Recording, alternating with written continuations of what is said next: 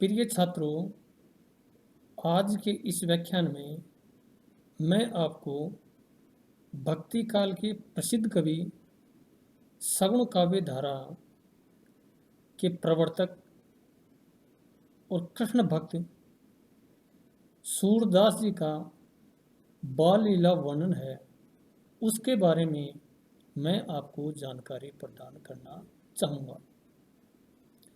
प्रिय छात्रों, सूरदास जी के विनय के पदों का एक वीडियो इससे पहले भी मैंने प्रस्तुत किया था और वो वीडियो आपको बहुत ही पसंद आया होगा। इसके बाद मैं आज आपको सूरदास जी का बाल लीला वर्णन बता रहा हूँ। जैसा कि हम जानते हैं कि सूरदास जी ने अपनी काव्य रचनाओं में भगवान श्री कृष्ण की अनेक लीलाओं का वर्णन किया था, चाहे वो बाल लीला हो, बाल लीला वर्णन हो, दही लीला वर्णन हो, कालिया नाग दमन लीला हो, गोचारण लीला हो, कंस लीला हो और मटकी तोड़ने की लीला हो, बांसुरी वादन हो और अन्य प्रकार की जितने भी लीलाएं हैं, उन लीलाओं का सूरदास जी ने बहुत ही सुंदर वर्णन किया है। सूरदास जी के वर्णन को, बाल वर्णन को देख करके हिंदी के एक प्रसिद्ध आलोचक आचार्य रामचंद्र शुक्ल ने तो यहाँ तक कहा था कि वात्सल्य और श्रृंगार के क्षेत्रों का जितना अधिक उद्घाटन सूर्य ने अपने बंद आंखों से किया है, उतना किसी और कवि ने नहीं। इन क्षेत्रों का वे कोना कोना झांक आए हैं। उक्त दोनों रसों के प्रवर्तक रति भाव की जितनी मानसिक प्रवृत्तियां और दशाओं का अनुभव सूर्य कर सके, उतनी का और कोई नहीं। सूरदास ने माता यशोदा और पिता नंद के मात्र पितृ हृदय की भावनाओं को अपने पदों में सुंदर माला की तरह गूंथ दिया है। तो बालक की प्रारंभिक विकास अवस्था, जैसे उसका शरीर विकास, क्रीड़ा कौतुक, बाल सखाओं में रहना, खेलना, गोचारण आदि विषयों का मनोविज्ञान तथा जीवन की सहजता पर आधारित वर्णन किया है। इस तरह सूरदास ने श्री कृष्ण की बाल लीलाओं का सुंदर चित्रण किया है। इसके विविध रूपों की झांकी मैं आपको निम्न बिंदुओं के माध्यम से बताना चाहूँगा।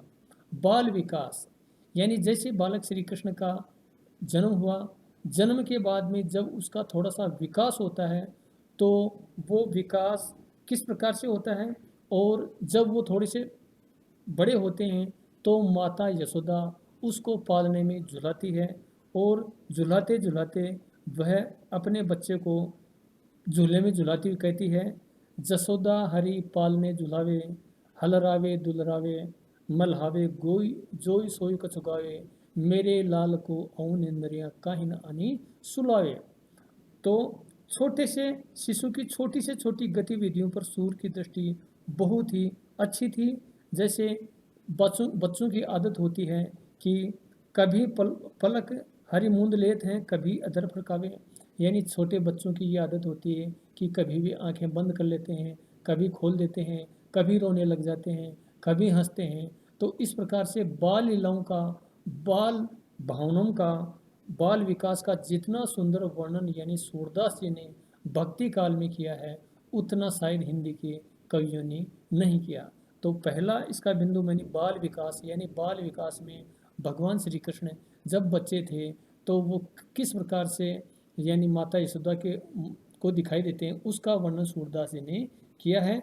अब दूसरा, जैसे कैसी स्वाभाविक झांकी है, मतलब चरण गहे अंगूठा मुख खेलते, जब अपने यानी पैर के अंगूठे को पकड़ करके हाथ मुंह में ले लेते हैं, तो ऐसी झांकी संसार भर के बच्चे इस अवस्था को अवश्य पार करते हैं।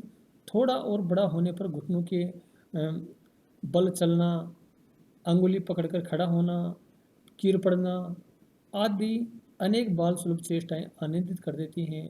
और इसके बारे में उन्होंने एक जगह लिखा है, किलकत कान घुटरिन आवत, मणिमय कनक नंद के आंगन बिंब पकड़िए धावत।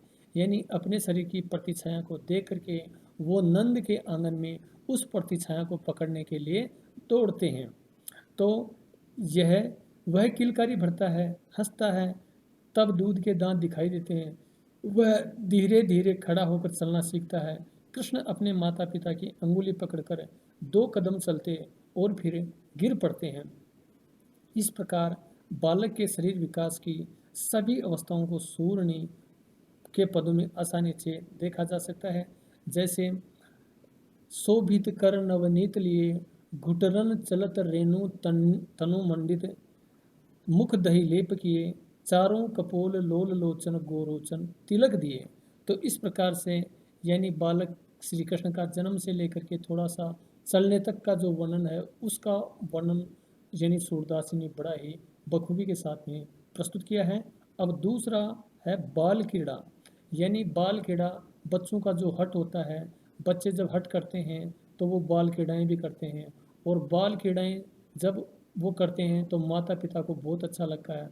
और ये बाल क्रीड़ा हर बच्चे में देखने को मिलती है। जैसे बालपन से कुछ बड़े होने पर कृष्ण अपने समवयस्क बालकों के साथ क्रीड़ा करने लगते हैं, परंतु कभी माता यशोदा से किसी चीज़ को प्राप्त करने के लिए बाल सुलभ हट भी करने लगते हैं। उन्हें आकाश में प्रदोष के समक्ष चमकता चांद बहुत सुंदर लगता है, इसलिए बालक कृष्ण उसी को खिलौना के रूप में प्राप्त करने की हट करते हैं। सूरदास ने इन बाल चेष्टाओं का मार्मिक वर्णन किया। मैया मैं तो चंद खिलौनों ले हैं, जे हूँ लोटी धरनी पर अभी तेरी गोद न ए हूँ, सुर भी को पे पान न करी हूँ, बेनी सिर न गोहे हूँ, वे हो पूत नंद बाबा को तेरी सुत न कही हूँ। श्री कृष्ण जब और थोड़े से बड़े होते हैं तथा साथियों के साथ गली मोहल्ले में खेलने जाते हैं, खेलते हैं, बालक हारने पर प्राय खेल बंद करके घर चले जाते हैं, और कभी कभी साथियों द्वारा मना करने पर उनकी सब शर्तें स्वीकार करके खेल में अत्यंत रुचि दिखाते हैं।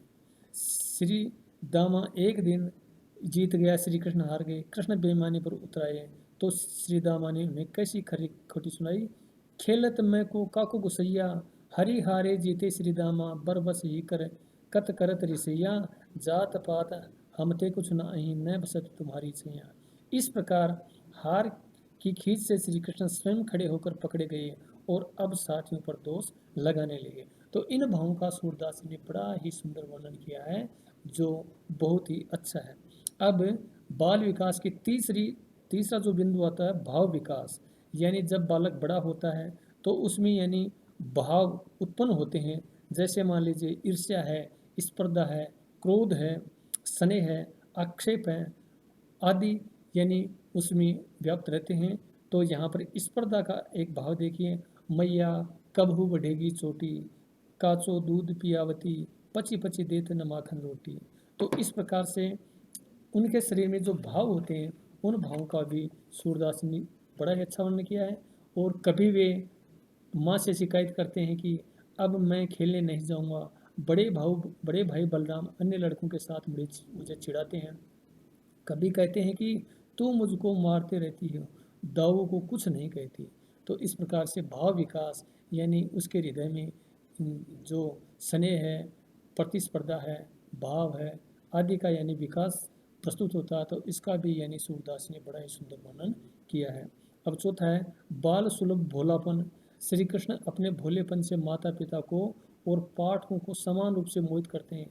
एक दिन मक्खन खाते हुए पकड़े गए तो बोले, मैया मैं नहीं माखन खायो, ख्याल परे ये सखा सबे मिली मेरे मुख लपटायो।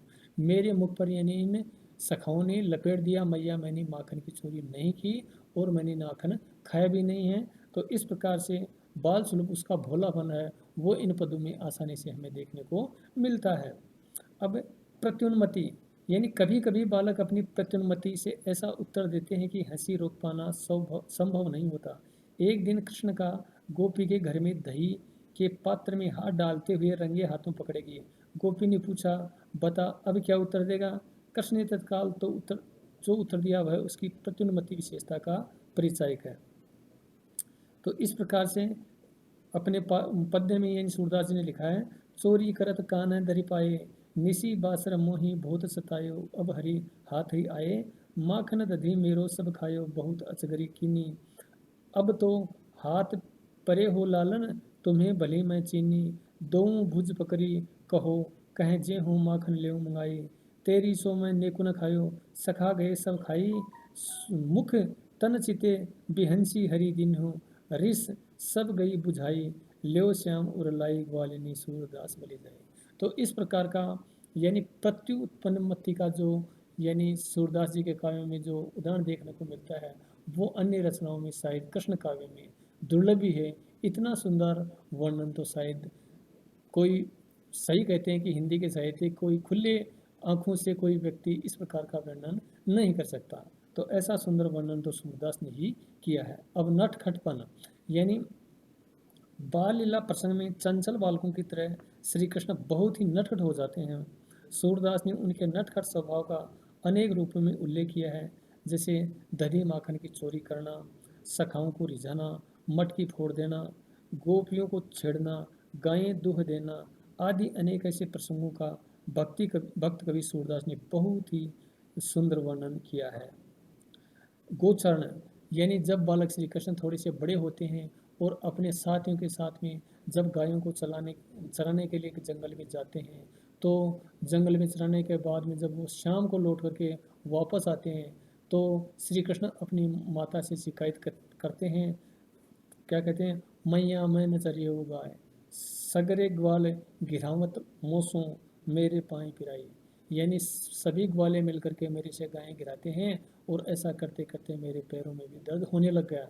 तो इस प्रकार से उसका गोचारण लीला का बहुत ही सुंदर अच्छा वर्णन इन्होंने किया है।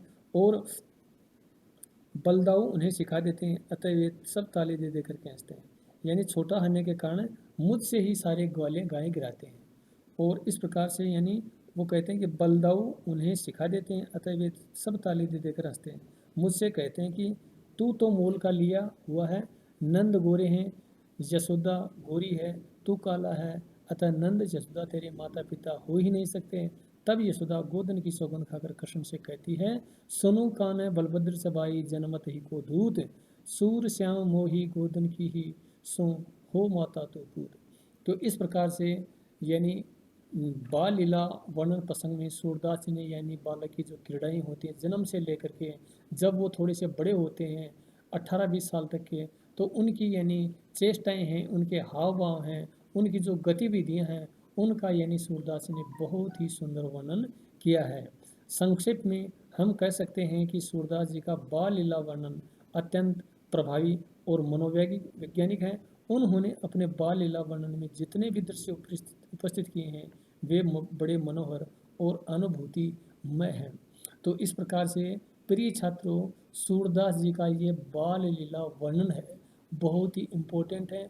और बाल लीला यानी हर बालक के होती है, बाल लीला का विकास होता है, उसका अन्य जो गतिविधियाँ होती हैं उसके खेलने का, किलकारी मारने का, चलने का और मटकी तोड़ने का, बांसुरी वादन का और गोपियों के वस्त्र को छुपा लेना, उनको छेड़ना, गायों को दूहना, इनका सभी प्रसंगों का यानी सूरदास जी ने इतना सुंदर वर्णन किया है कि इनके वर्णनों में यानी अलंकार भी खूब सारे देखे जा सकते हैं। और इस प्रकार से इन्होंने जो भाषा का प्रयोग किया है, वो भाषा भी इनकी एकदम से अच्छी है। और ब्रज भाषा में इन्होंने अपने काव्य का प्रस्फुटन किया है।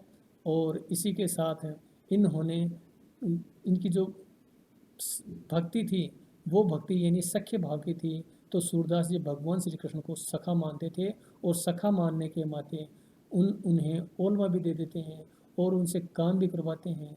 और इसी प्रकार से कहते हैं कि आप ही संसार में मेरे हैं, मेरे आपके अलावा इस संसार में मेरा कोई नहीं है।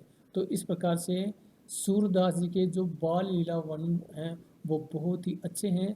और इसमें जैसे 2-4 उदाहरण तो ऐसे हैं जो कि पहले की यानी कक्षाओं में भी चलते हैं, जैसे यशोदा हरि पालने झुलावे, हलरावे दुलरावे, जोई सोई कुछ गावे, मेरे लाल को अवन इंद्रिया काहे न आने सुलावे, किलकत कान घटरिन आवत, और मणिमय कनक नंद के आंगन बिंब पकड़िए धावत। और दूसरा आएगा शोभित कर नवनीत लिए, घुटनन चलत रेणु तनु मंडित मुकुल दहिले पकिए। तो इस प्रकार से ये जो उदाहरण हैं सूरदास जी के बाल लीला वर्णन के, वो 6वीं क्लास में 6वीं से लेकर के 10वीं 11वीं तक चलते हैं, और कॉलेज में तो इनका लंबा चौड़ा ही मतलब वर्णन प्रसंग है, और ये प्रसंग भी परीक्षा की दृष्टि से बड़े ही महत्वपूर्ण है। और आचार्य रामचंद्र शुक्ल ने तो कहा कि भाव भाव की दृष्टि से वात्सल्य रस और श्रृंगार रस में ये अद्भुत कवि हैं। और श्रृंगार के जो श्रृंगार रस के हैं, इसके भी दो भेद हैं, संयोग और वियोग। तो दोनों रसों का सूरदास जी ने बहुत ही सुंदर वर्णन किया है। तो प्रिय छात्रों, ये आज का जो टॉपिक था सूरदास का बाल लीला वर्णन प्रसंग, बड़ा ही इम्पोर्टेंट है और व्याख्या की दृष्टि से बड़ा ही प्रसिद्ध है। इससे पहले भी मैंने एक आपको वीडियो जारी किया था जो बहुत ही इम्पोर्टेंट था, और आज का ये है, ये भी परीक्षा की दृष्टि से इम्पोर्टेंट है। और ये इसके जो व्याख्याएं हैं, इसके प्रश्न हैं, वो कई बार यानी सूरदास जी के विनय के पदों के आधार पर उसकी भक्ति भावना को स्पष्ट कीजिए, सूरदास जी की बाल लीला का स्पष्ट कीजिए। तो इस प्रकार से कई प्रश्न आते हैं जो परीक्षा की दृष्टि से बड़े ही इम्पोर्टेंट होते हैं। तो प्रिय छात्रों, आज के भी इस व्याख्यान में इतना ही। धन्यवाद।